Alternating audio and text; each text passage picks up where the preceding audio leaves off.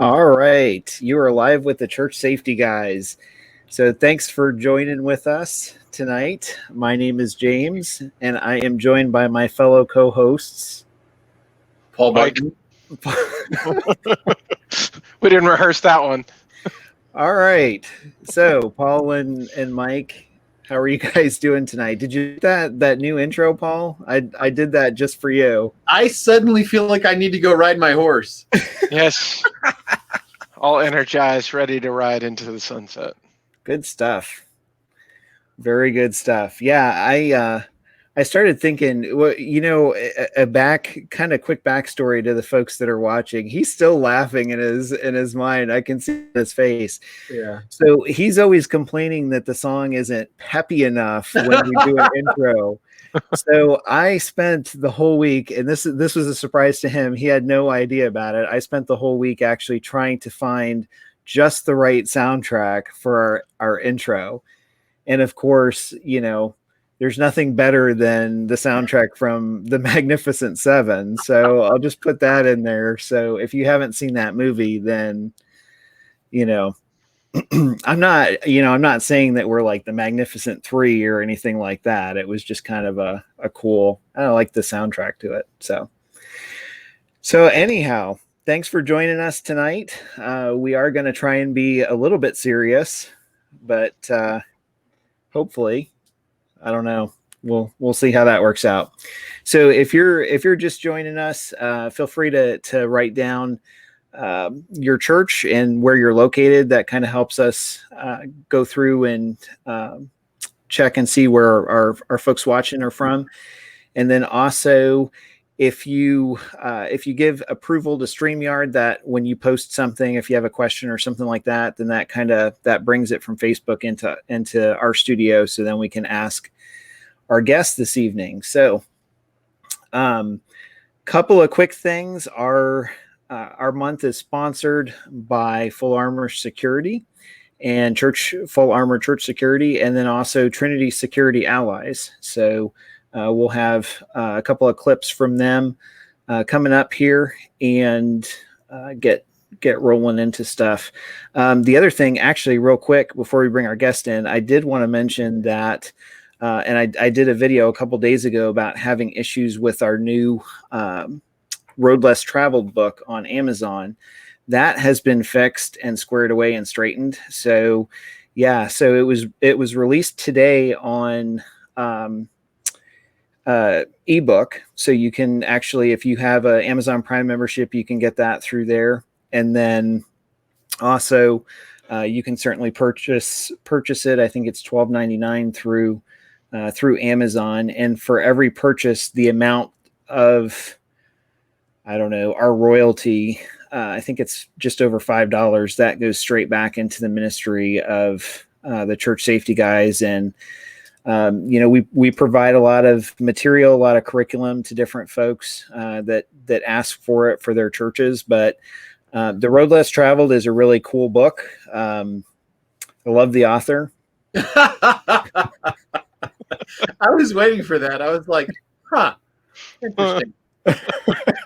He knows the author personally. And for those of you, since we're going down that vein, I heard the back cover is pretty good too. Yeah. Well, but you know, the back cover you can actually read on Amazon without buying the book. So anyway, if you hate exercise, but you really want a good biblical devotional for your church and your church safety team, The Road Less Travel is the book for you. Hey, I like that. Dan said the Three Stooges. Wow, that might be appropriate. We're going to come out with the Road Less Traveled 2 Dances with Donuts. So, hey, well, we got Three Amigos. I like that one. There we go. That's not Portina has no idea.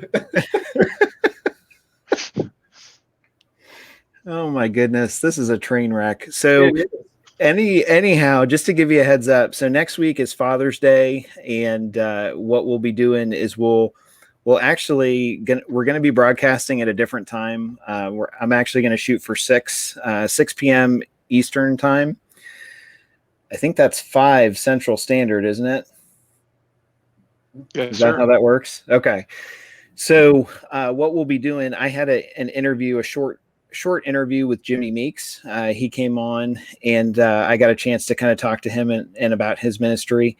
So we'll be playing that, and it's actually a shorter thing. So pre-recorded, and that just gives us a little bit more of an evening to kind of spend some time with our family. And I would expect that I'll probably just host it, and that'll be good. So we'll still be on. It'll just be, and I'll send out the event invites. It'll be at 6 p.m. Eastern time.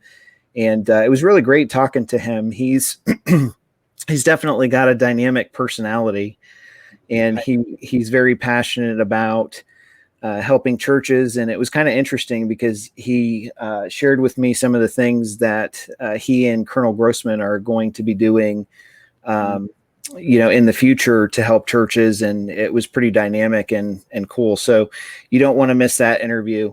Yeah. Simon's chiming in here. I hear the book has a great forward as well. It's some random British guy. Nobody cares. It's okay.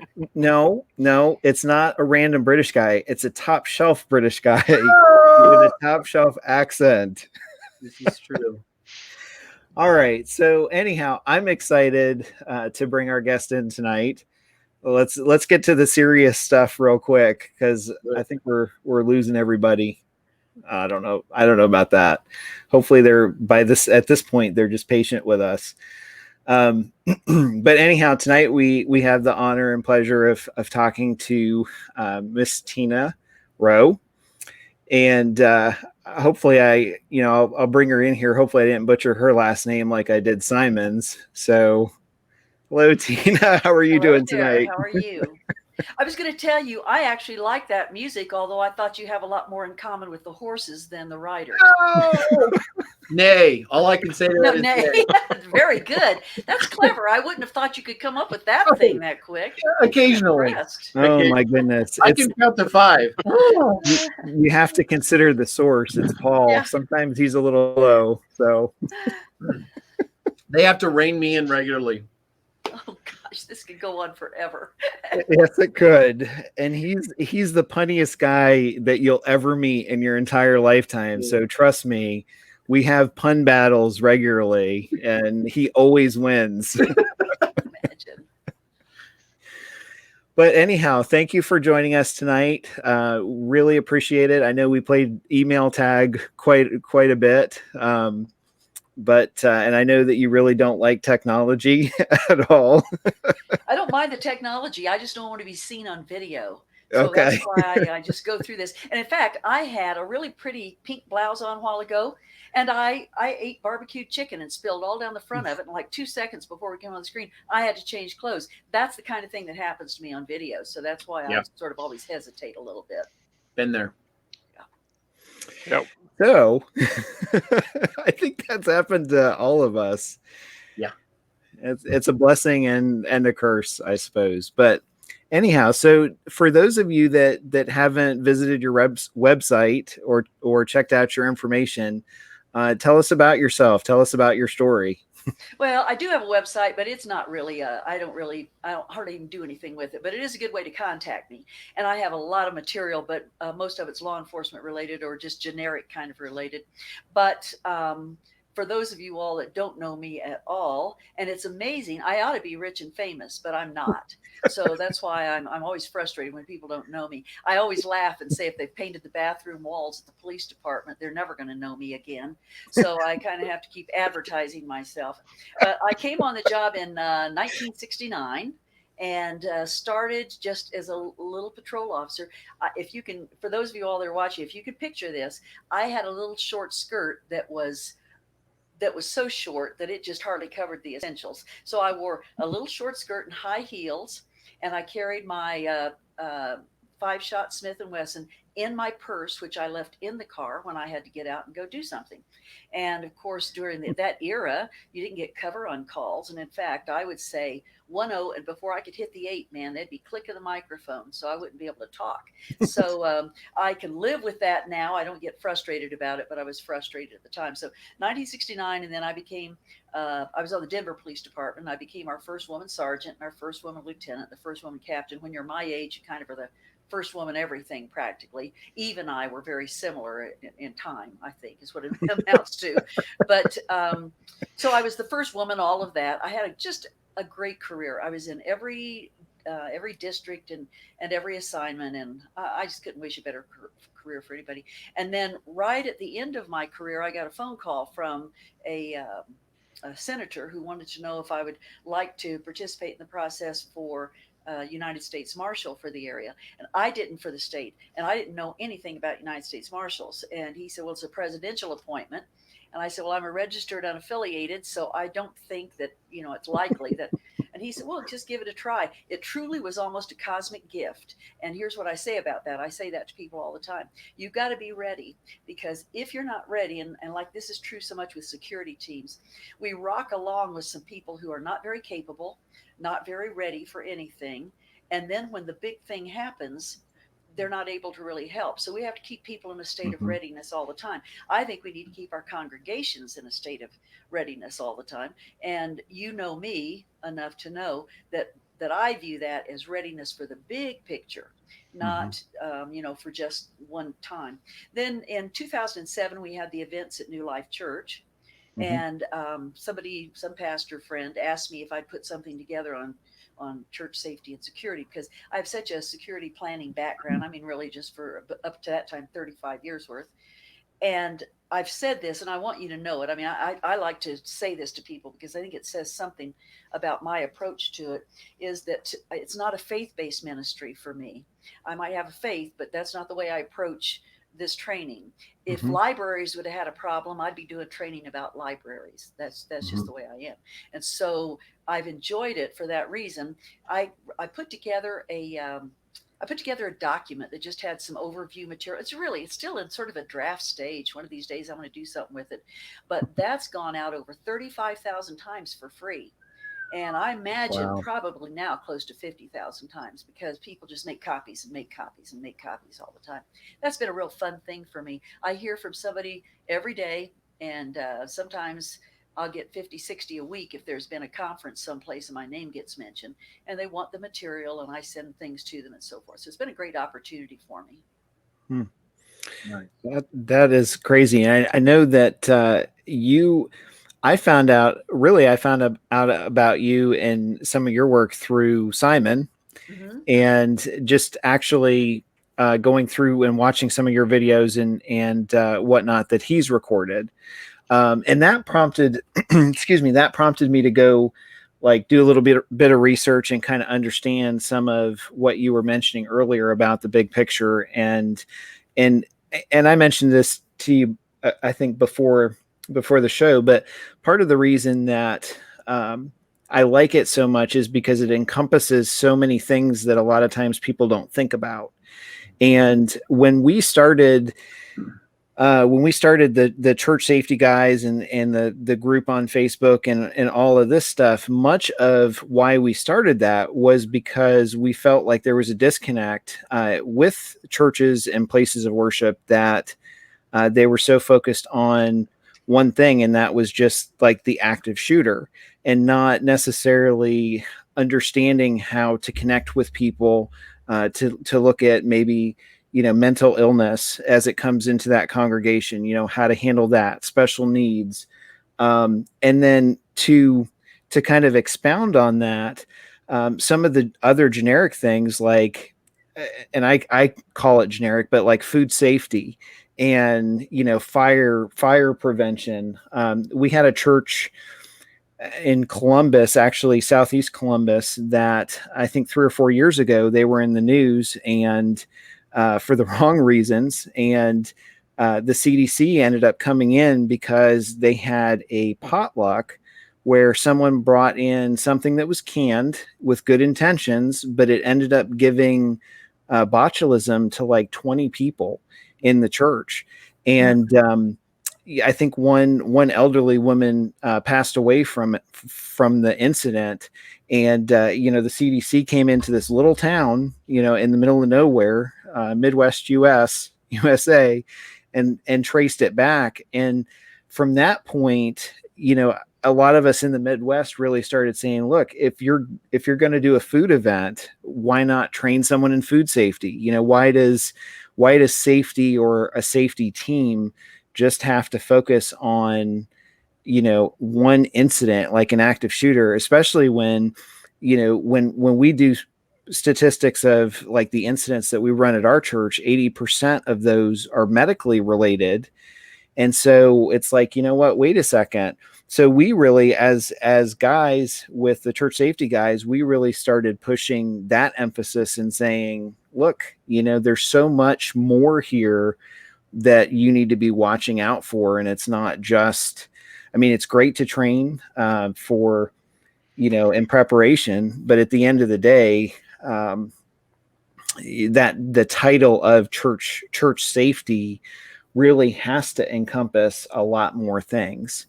And one of the I'm just kind of looking off screen here. One of the slides on your notes from your website, and some of the things that you mentioned, falls, alarms, vehicle safety, travel safety. Those are all things that we've tried to talk about. Like, hey, if you take a youth group out in a van and you're going, across the state, you're responsible for the kids in that van. And how do you handle, keeping them safe? And how do you look at potential, what could go wrong? I'll throw that out there. What's the worst case scenario, and then prepare for it. And, through the years, I've found that, many pastors at my church, and then several churches in the area, they would reach out to me and say, look, we're taking kids here or there, can you come with us, or can you help us, prepare for, the unexpected. So I was really excited, and, I'll turn it over to the guys if they have questions or whatnot, but I was really excited to find your information, because like I said, there is not a lot out there that has the emphasis that you have put on, just kind of encapsulating everything and making it good. So, well, I do seminars. Simon knows that. I do seminars, and people every time they'll cut me at break time and say, "Oh, I've been to several, but none of them have encompassed this kind of stuff." And of course, I have a lot of fun too. I probably have the funnest seminar of any seminar you'd ever be in. But I want them to say that later, that this is a different approach, and it's a more practical and realistic approach sometimes too. For sure. We had a lady today at church that was on crutches, and I'm out in the parking lot and helping watch over things and talking. And she comes around the corner and she's got her crutches, and she's trying to juggle a Starbucks and her devotional journal to go up to the doors. Well, I spent 4 months on crutches when I was 15, and I know this is a recipe for a fall. And she's got one foot up slightly. Come to find out, it was an Achilles injury. And so I came up and said, "Hey, I've spent a long time on crutches. Can I carry your coffee and your book?"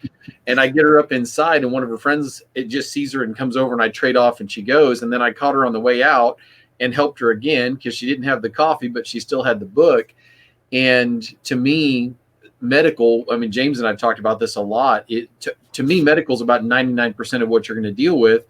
And I felt like it was worth that ounce of prevention to go walk her in and hand her off, because she was trying to make one trip and didn't have her purse, and was trying to make this work, and crutches aren't conducive for purses. And it was about to be a problem. And what surprises me, and I'm not ragging on my church at all, but it surprises me how many people, they just don't see that person. They just don't see that predicament. It doesn't enter into the matrix of how they look at it. So Now, Mike, I know you're going to say something, but let me just interject this, if that's okay. We're going to Absolutely. save a lot of time. Mike, shut up. But anyway, Poor Mike. I'll come back to you.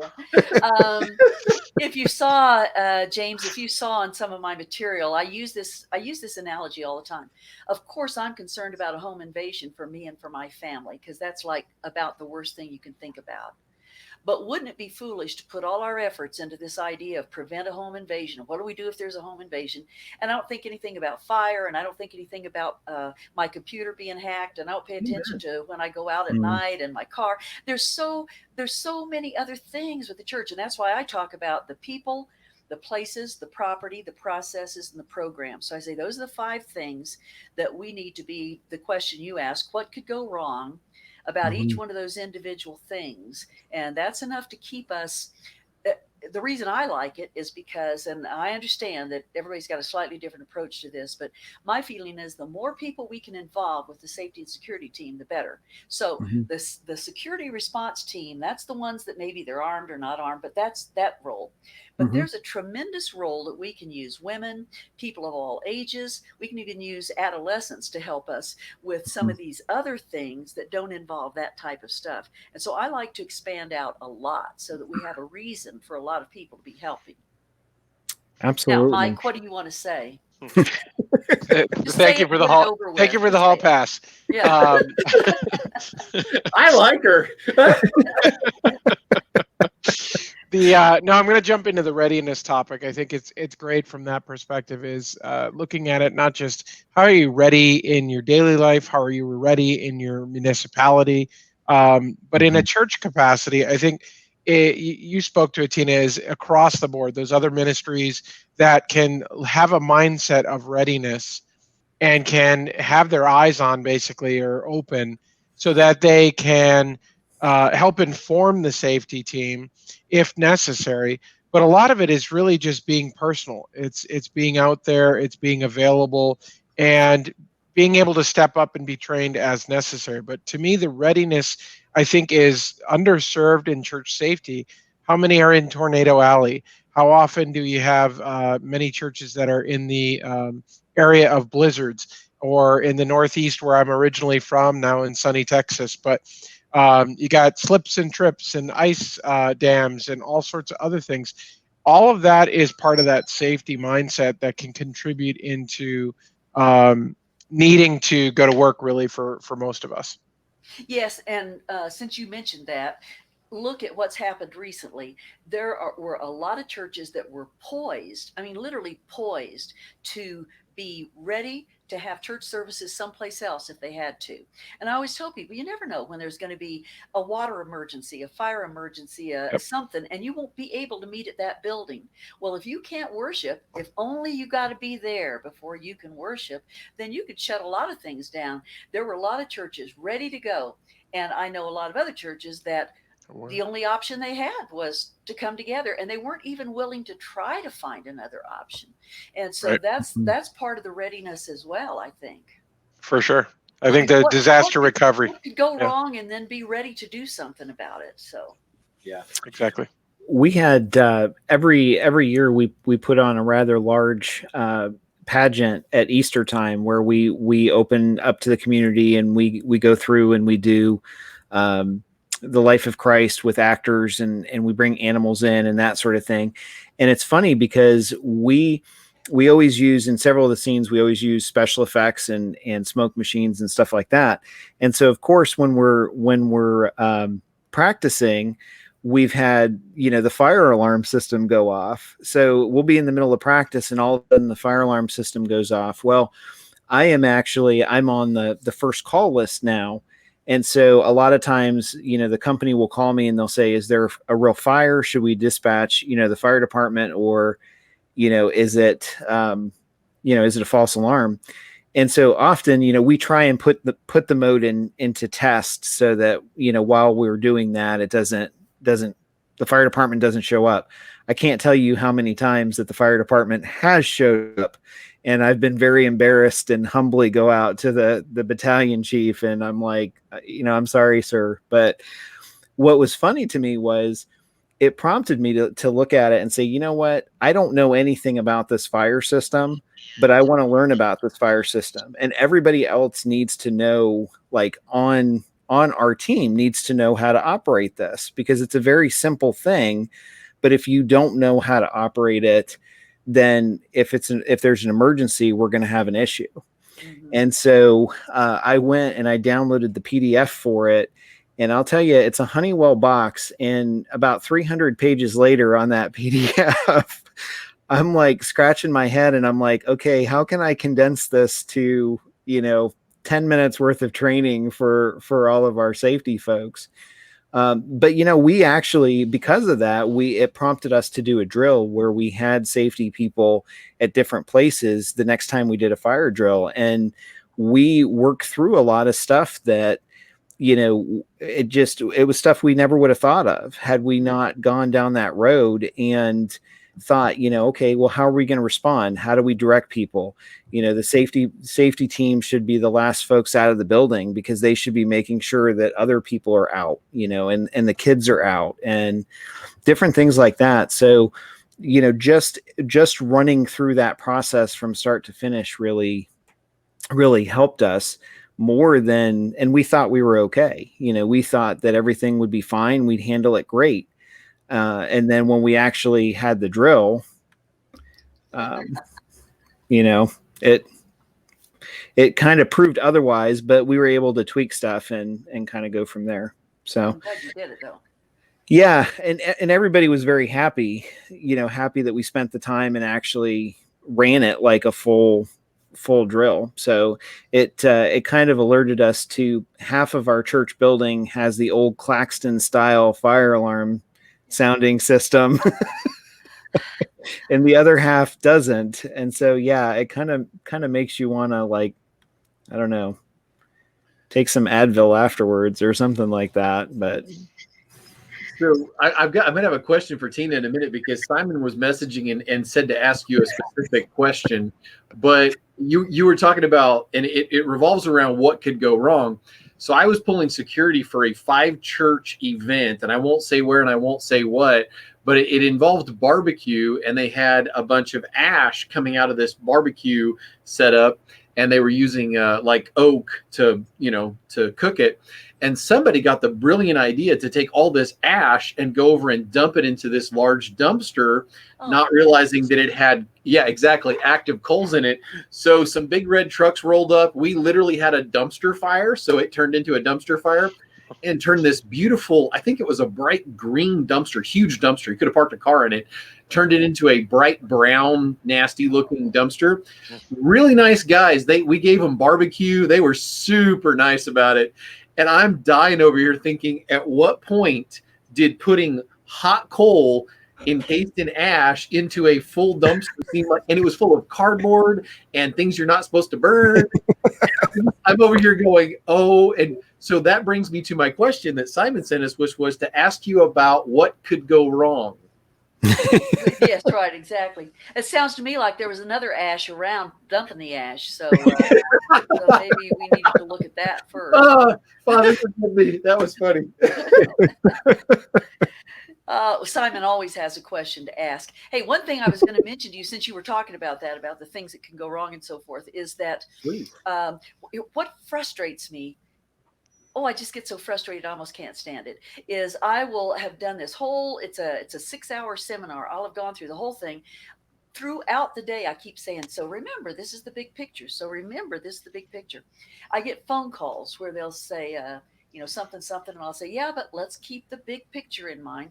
And they'll say, oh, yeah, absolutely. So what about this? If a guy comes in the church building and he's shooting everybody, what should we do? And I'll say, okay, let's go back to this big picture thing we were talking about. And the only reason I care about that, especially because obviously I want them to be concerned about that, but that's not really the thing that I train about. I mean, somebody else should be training about that far better than I would, really. But I say this all the time. You do security for a church, not to a church. Amen. And I so often hear security team members that they're demeaning about the church members. They mock them and they don't like them. And I told a guy just a couple of weeks ago, I said, now I'm just going to tell you, you don't sound loving and Christian to me. You sound like you just are a wannabe SWAT team member and you want to use your church to practice on. And I don't like that. So I think we have to always be watching about. That's why I like the big picture look, is because then that is one way to cut out people on a security team that all they want to do is do this stuff, is if they're not willing to even look at this stuff. And so I use that as sort of my litmus test, kind of. That's kind of like we were talking before about when someone comes up to me and says, "Hey, you have a security team. Can I join the security team?" And then the next question or the next statement out of their mouth is, "Can I carry a gun?" Yes. And I'm like, "Okay, will you sponsor me?" Yeah, Exactly. we've had this conversation. So we are looking for people that stop what they're doing, that can actually stop and pray with someone and interact positively with someone as much as we are, Amen. with someone that's willing to carry a gun. Jim Cowie used to be, Simon would know Jim Cowie. He used to be in Minneapolis as a law enforcement officer, and then as a community liaison officer. And now he's down in Texas working with a big hospital group down there and some safety and security things. But Jim used to always say, they can't be on the team unless they're willing to get there early and do some Bible study and prayer. And he said that cuts out a heck of a lot of people right there, because they're not really interested in the Bible study and prayer. They're only interested in the security part. And I've always thought that was kind of an interesting way to figure out what they're really interested in. For sure. That I got to throw in right here before we go on. I love that, because I had people that I had to weed out of my team where they're like, "Oh no, I really don't like the whole worship sermon thing. So if you don't mind, I'll just do it every Sunday." And I'm like, "What? And you're looking at him, or I had a guy that wanted to open carry, and he had a 1911 with a Punisher skull on the side of it. And he wanted to stand in the foyer, and he said, "Well, that'll tell the bad guys not to come in here." And I went, "You realize that not everyone here is completely sold on a safety team, and you want to be walking around going, you see that?" Exactly. And I'm just like, and I know churches that do it. I know cowboy churches that all the women carry, all the men carry, and they all open carry. Hey, if that's your thing, that's great. I got friends that go to them. But I told them, I said, not everybody here's on board with that. And you're wanting, and it's got a Punisher skull on the side of it. Plus, I always remind them, and again, I tell you, I don't, I have no evangelical message, but it strikes me that since Christ died for the ungodly, we ought to maybe more be welcoming to the ungodly instead of scaring them away all the time. So. Amen. That you really do have a gift for cutting through it. I'm just gonna say, it's like you spent years in law enforcement or something. Maybe must have something to do with that. But I honestly, I mean, I truly wish that more people heard that and understood that where the concept of church safety is. We are actively trying to minister to the communities. So as we do that, it's not to keep people out, it's to keep the people that are coming in safe. I always laugh and I say, if we think of ourselves, I don't like, I'll just tell you this, I don't like the term sheepdog. I don't like the concept. I understand people use it, but that engenders this thought of, you're a bunch of dumb sheep, and if we don't take care of you, you won't be able to take care of yourself. And I just sometimes don't like that, but I understand why people use it. But I always say, if you want to use that concept, we're probably the only flock of sheep I know of where we invite the wolf in, and if he doesn't kill us the first time, we're happy and invite him back again. So at some point, we just realize that's what we are. We're an open community. And certainly the idea of somebody storming in, that's a whole different thing. Sure. But if I can toss this in, I'm equally concerned about people within the church sexually assaulting children in the church, youth ministers that take advantage of what they're doing, pastors that embezzle and do things. I mean, we have many things that harm the well-being of a church. And Absolutely. I just like for us to keep that in mind, that it's not the outsiders necessarily that are breaking in and doing stuff. It's the very people we trust the most. Yeah. And that's why I'm so big on inspection and assessment that is year round, not this once a quarter thing. There ought to be something going on pretty much every week. And I believe we ought to take the programs apart and let the people responsible for them explain to us what their methods are and what their prohibitions are. And the church, and some churches it's the pastor, and in some churches it's the deacons, and in some it's a board or something. But there ought to be templates and guidelines that everybody has to be part of, rather than just, I'm the youth minister, I make my own rules kind of a thing. So I'm very big on that kind of thing. One of the things I like to do with that too is not just the annual planning and assessment, but try to rotate the team, not putting them in the same positions all the time, because it puts a fresh mindset. They don't get complacent. They don't get too comfortable in a given spot. Even if it requires them to pick up a little 3x5 card that explains, hey, this zone, and here's some of the top responsibilities for that zone, above and beyond the general duties of the role. So it gives a chance to keep things fresh, and it allows the feedback to come back to us in leadership to say, hey, this person just went into a position they haven't been in weeks, and they picked up on something. Well, we get fresh intel because of that. Mm-hmm. Yeah, fresh set of eyes. Good idea. Yeah. For sure. All right. Well, we're going to take a quick break, and then in about 2 or 3 minutes, we've got some videos to play real quick from our sponsors, and then we'll jump back right into it with Tina. So stick around, guys. There's more to come. Church ministry is more often than not a hard, thankless journey. Church safety and security even more so. Down a narrow path, a steep and rocky path, a path with ups and downs and little rest along the way, a road that often is barely visible and indistinguishable on the journey of life, but one that makes the journey easier for others, forging the way and going into the unknown. Join us for an adventure down the road less traveled.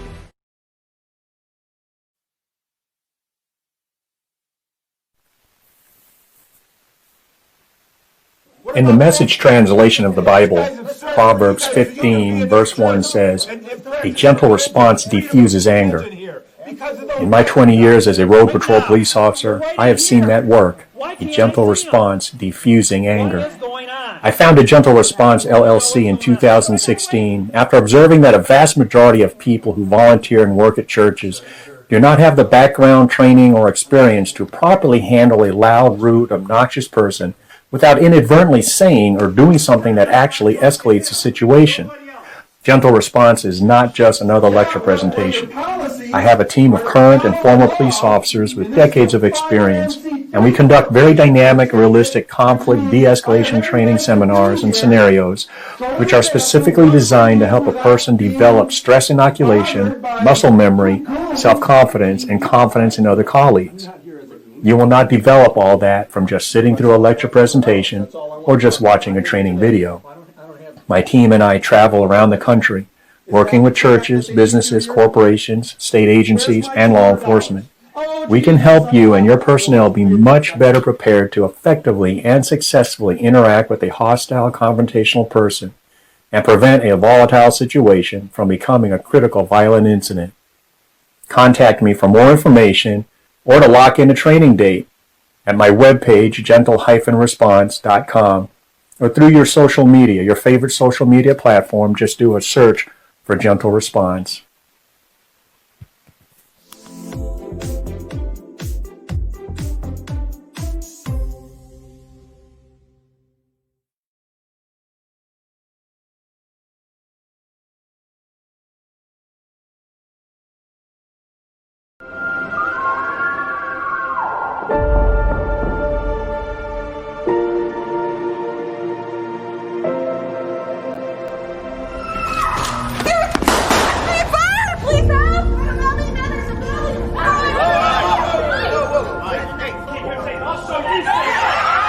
My name is Jim Howard. I'm the Executive Director of Trinity Security Allies. I'm also the lead security person for Generations Christian Church here in Trinity, Florida. We run about a 35-man operation that we provide safety for the church through all the services and the different events that they have. This has been a really big thing for us to partner up with Laser Shot and work with them in setting up church safety security scenarios. When we first got Laser Shot back a year ago, the thing we liked about it the most was that it was teaching people who have concealed weapons permit and also law enforcement officers, putting them in scenarios that they would never be able to do at a shooting range, but putting them in a live scenario where they would have to make a split decision of whether to shoot or don't shoot. The scenarios that we shot today are based on real life situations. Domestic violence, where the husband comes in and attacks his ex-wife in the church. People trying to steal their children when they don't have custody of those children. These are the type of things that actual safety teams across the United States are going to run into. And of course, we do have the active shooters. And these are things that we have to pay attention to. There have been more and more active shooter situations going on in the United States right now. And so we have to be prepared. Whether it be overseas or in the United States, we have to be ready for what may face us in today's house of worships. My name is Jim Howard. I'm an Executive Director of Trinity Security Allies, and I train with Laser Shot.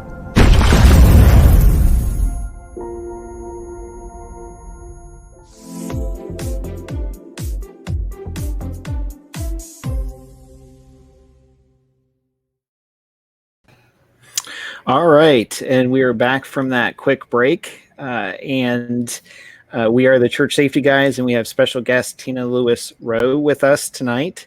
So thanks for hanging out with us. And Tina, to kind of jump into this next segment, I was asked, one of the questions from our audience was to ask you about a white folder with the Oklahoma City bombing. Oh, yeah. I guess there's a never story told that behind story in a seminar. I can say that right now. Actually, what it was we found out that we were going to be responsible for the bombing trial, which was unusual because it took it out of its venue and took it over to Denver, Colorado. And the judge, I don't mind telling you, he had confidence in my ability to do some things. He probably had confidence in the other marshal too, but he just happened to work well with me.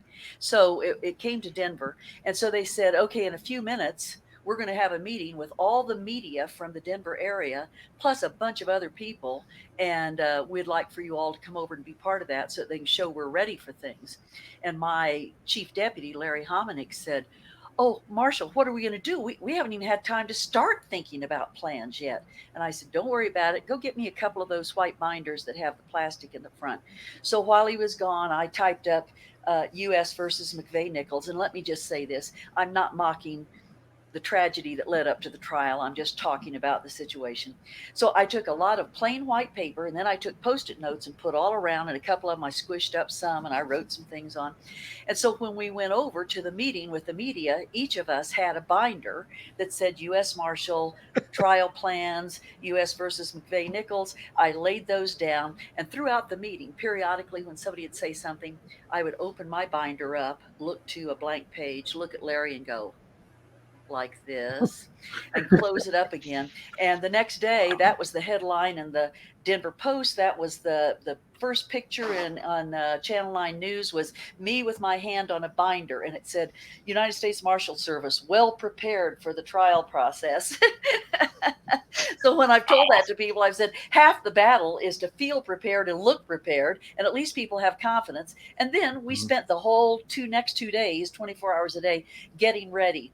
But sometimes you have to, I had to go around and do a lot of security assessments for historic courthouses and some for churches, but not so much for churches, mostly historic courthouses. And I always say half the battle is a clipboard and a hard hat.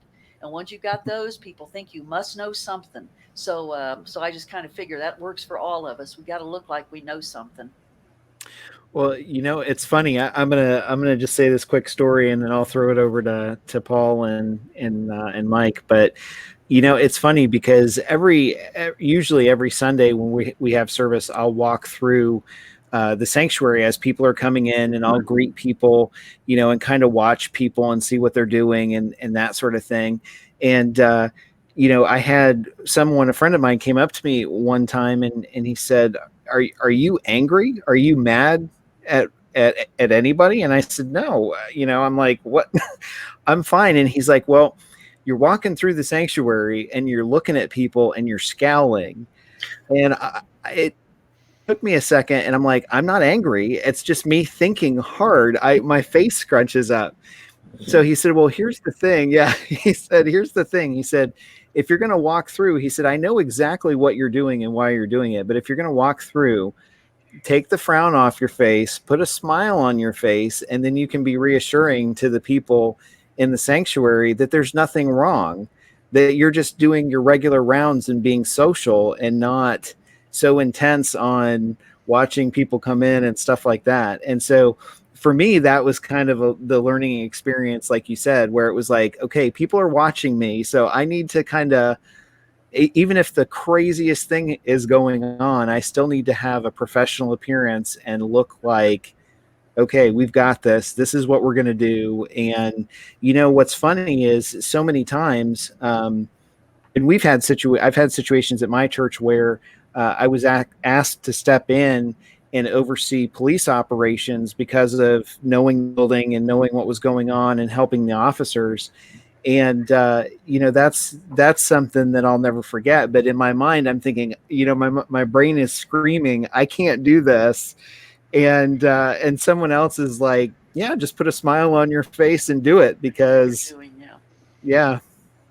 So the one advantage you have is if you scrunch your face up like that when you're thinking, at least you're not scrunching it up too much, so you won't get wrinkles that way. Maybe. Think about that for a while, big boy. You made the comment about the hard hat and the clipboard. People assume you know what you're doing.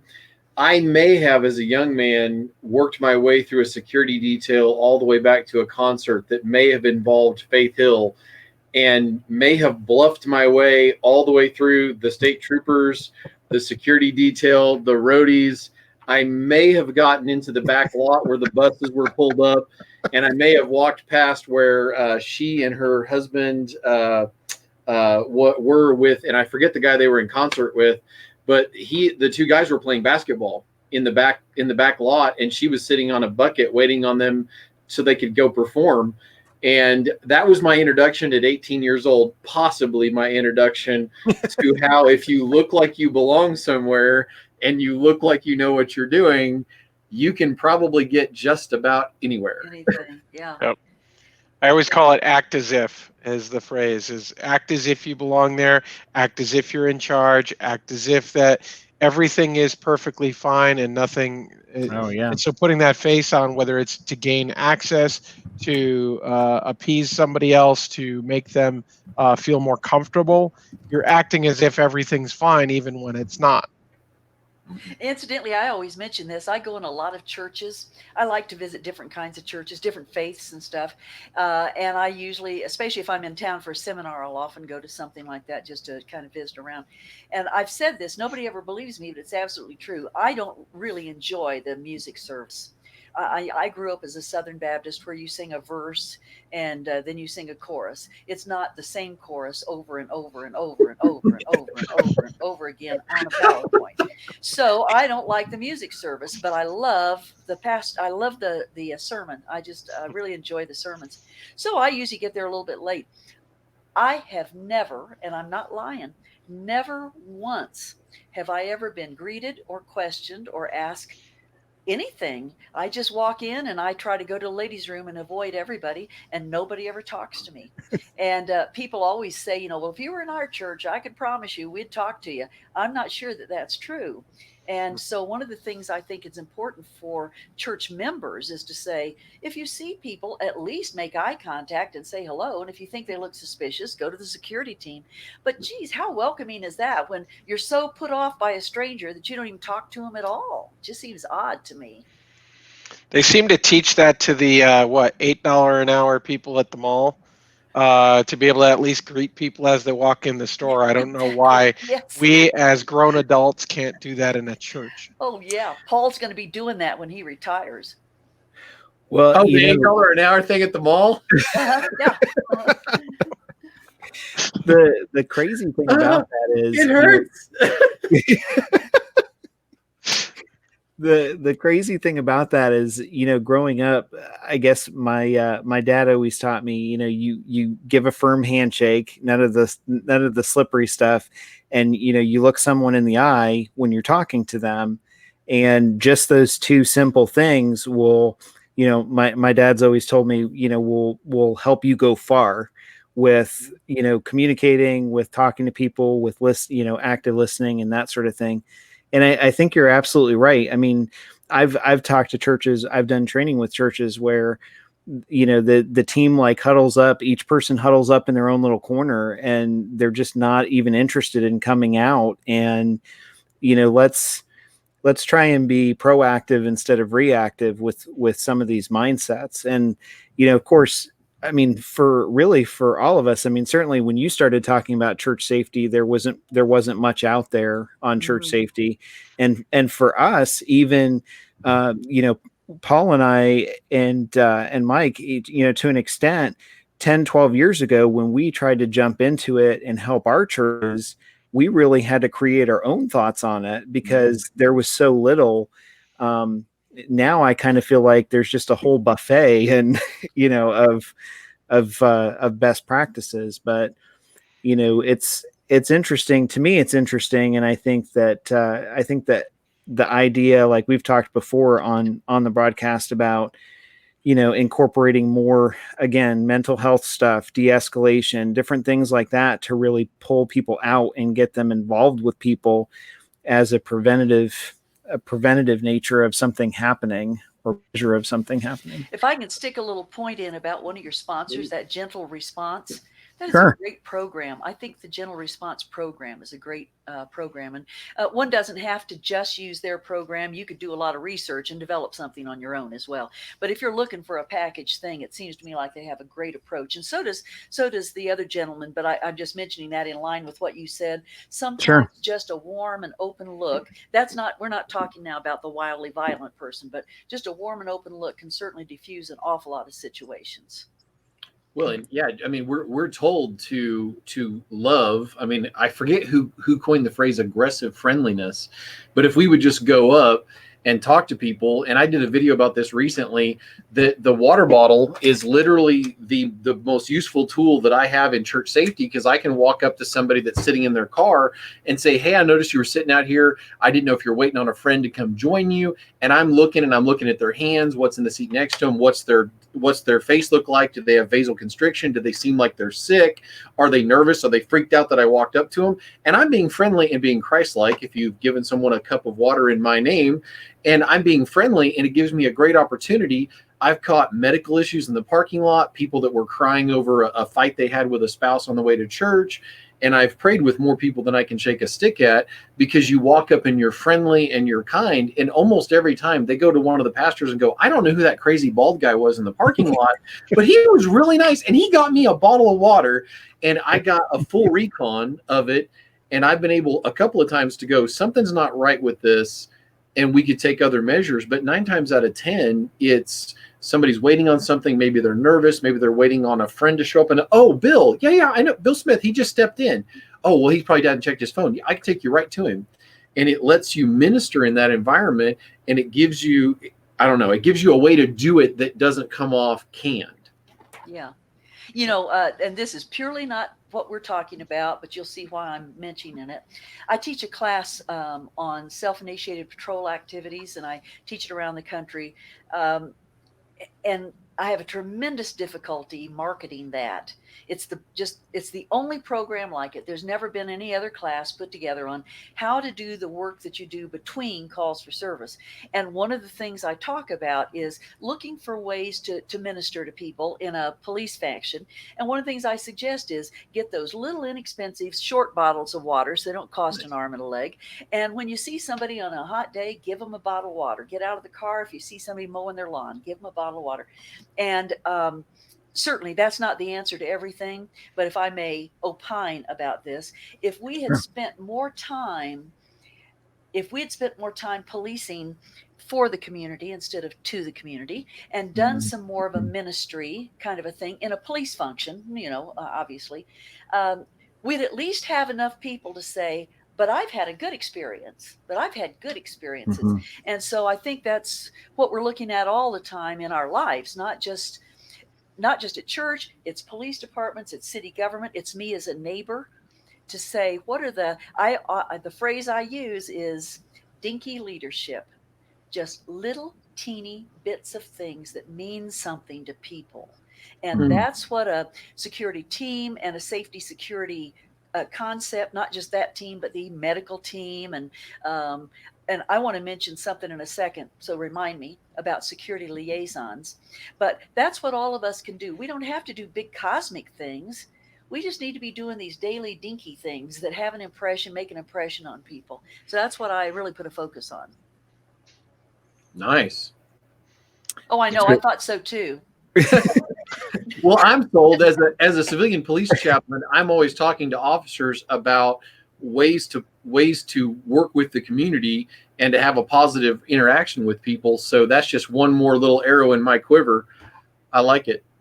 Well, I have 8 categories of things that you can do between calls for service, and only one of them has anything to do with enforcement. And all the others are not, they're not just community relations things. They're crime prevention things. They're looking for problems in the neighborhood, identifying problems, finding out where people that have mental issues are living so that we can be aware if we get a call there. There's a billion things that can be done. And I'm just telling you this just because people that are watching may have also been watching the news lately about everything. Oh, yeah. And I just want you to know that I started in 1969. And by 1974, I was saying, I love the police profession. I do not like the police culture most of the time. And that is true sometimes of our churches. I love the Christian experience. I don't necessarily like the culture of some Christian churches. And so I just think that's a focus that we all have to have. It's true. I love our security team. I don't like the culture that's built up around some of the people with our security team. So I just think we have to keep that picture going all the time. Absolutely. You said to remind you about the liaison. I thought you were going to remind me after they said something. So, Oh, okay. I can say it right now. We're starting to run out of time. Oh, okay, good. Well, let me mention it then, because I'd far rather me say something than to listen to you, Paul and Mike. So I'll just go ahead and I'll get this in right away. But here's the thing. If we have a baby shower on Thursday night, if we have the youth get together and make pizza on Saturday, if on Tuesday we're having some sort of something, a security team is not going to be around then, hardly ever, except maybe in really big churches where there's something going on. So I advocate a security liaison program, which means that if you get the keys to a room, or if you're coming over for a meeting and you're the person in charge, you don't have to do anything except here's this material. I believe in giving them a little folder or something. Here's some of our emergency stuff. Here's who you contact. Here's how you turn off the water if the hot water heater's not going. Here's what you do if you can't get the heater turned on.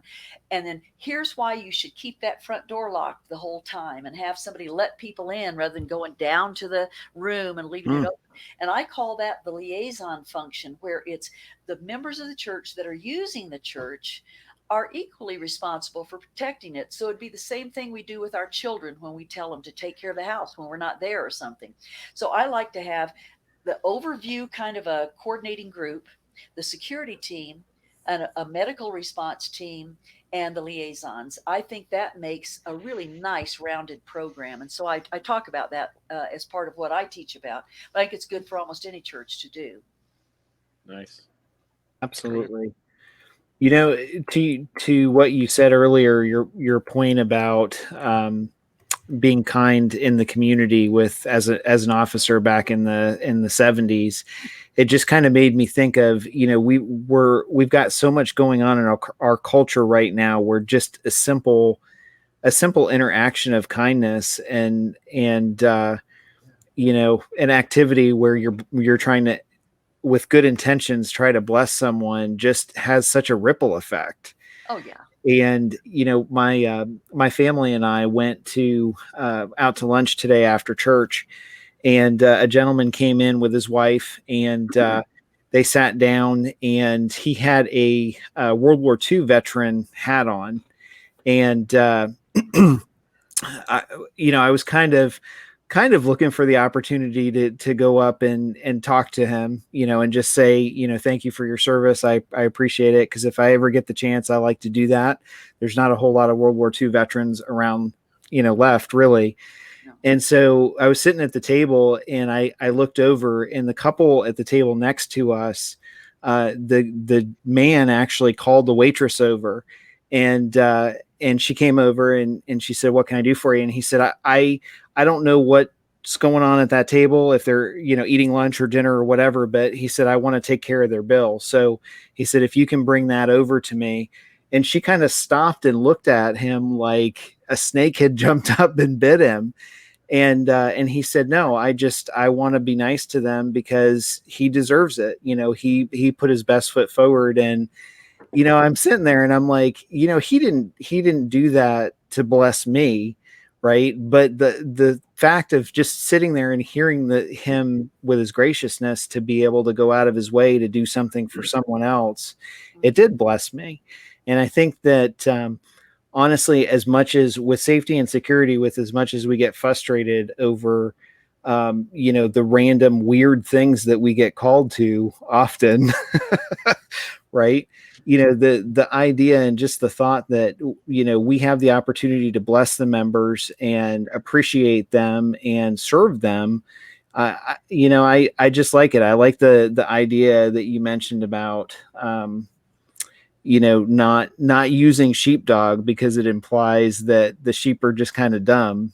Well, we all are kind of dumb, but at the same time, it pushes and motivates us to get out of that stereotypical, I'm a security guard versus I'm actually trying to be helpful to the ministry and do that. So servant leadership. Sure. Absolutely. So I'm going to speak for the guys here without asking. I would love to have you on again, but next time I'm going to wear bunker gear, like a helmet with a respirator and full, because of the burn warning. Because I tell you what, you're a hoot. I'd love to come back, but I can assure you I won't like you any better the next time. Wow. Maybe I can get used to you between now and then. That's all. I would love to come back. And here's one reason I'd like to come back is because there's a couple of things that we didn't get to cover, sort of another, Sure. Another viewpoint of it. And I really would like to mention a few of those things, some really life impacting things that we can be responsible for. So if I get a chance to come back, I would love to do that. Absolutely. Great. Well, we're going to wrap it up, but thank you so much for joining us tonight, Tina. It was great to chat with you.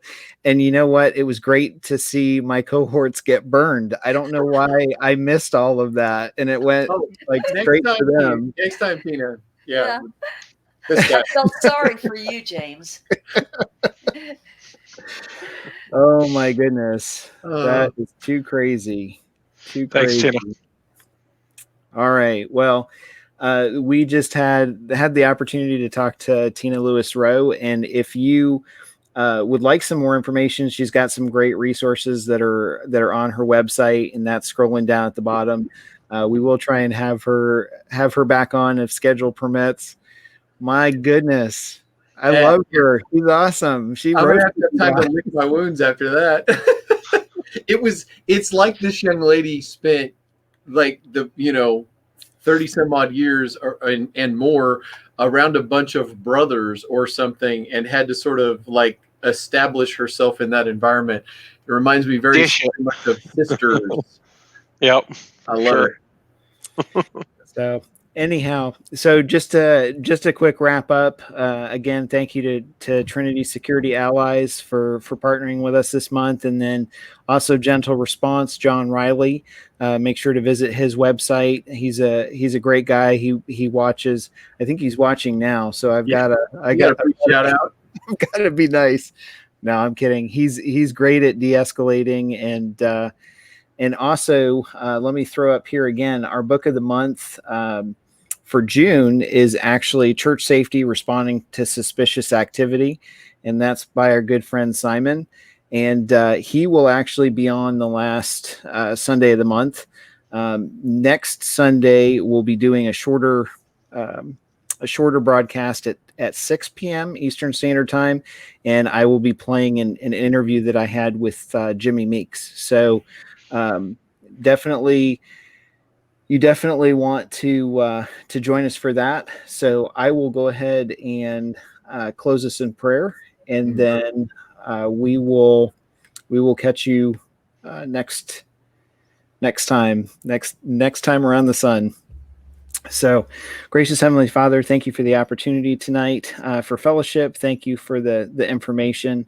I just ask that you would use it to bless those listening tonight and throughout the week, that you would be honored and that it would be beneficial to those that seek to serve you. And I thank you in your Son's name. Amen. Amen. Amen.